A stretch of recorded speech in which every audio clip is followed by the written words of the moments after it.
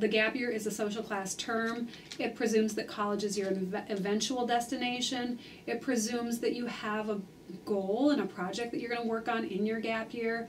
My little sister is actually a freshman in college right now, and she's at Stanford University, and she grew up in a very affluent community. And I looked at the newspaper from their community, and it had all the high school graduates listed, and about 5 of them said gap year, and about 2 of them said, I'm going to go into the workforce. All the other ones were college bound.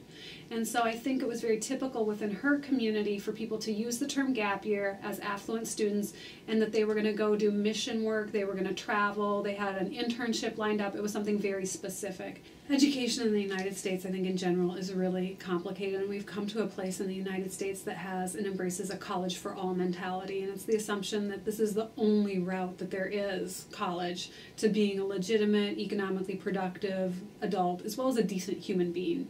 So whether it's in the student's best interest, or it matches their talents or their financial capabilities, it's just the only game in town, in essence, for what happens when you're 18. In our culture, whether you go or whether you don't go, it is the expectation for the transition to adult status, and that we haven't really developed any non-stigmatized alternates to college. So vocational school is something that's stigmatized and it's kind of laughed at.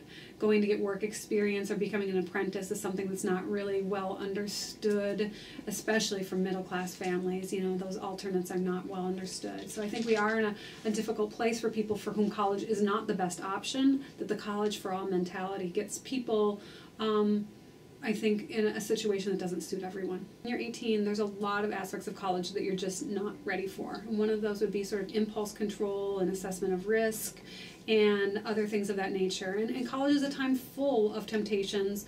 It requires somebody to be disciplined with their schedule and with the choices that they make as far as, you know, partying and sexual activity and things like that. And for a young mind, it asks a lot of the college student to make good decisions and to be self-motivated. And so from a developmental standpoint, there may be a better place for that 18-year-old to be than in college. So I don't know where that would be. I mean, you take those same traits, an 18-year-old, do you want to put them in the military? Is that the place where an 18-year-old should be? Should they be in national service doing a year working in the parks or working in healthcare or working in some other domain that serves the public good? There's a lot of options out there. Germany utilizes those options. Israel utilizes those options for different reasons for national service. But I think it's not always in the student's best interest or in the professor's best interest to have a lot of 18-year-olds in class, because the peer dynamics, in addition to the developmental dynamics, make this a period of great fun, but also great temptation and great distraction.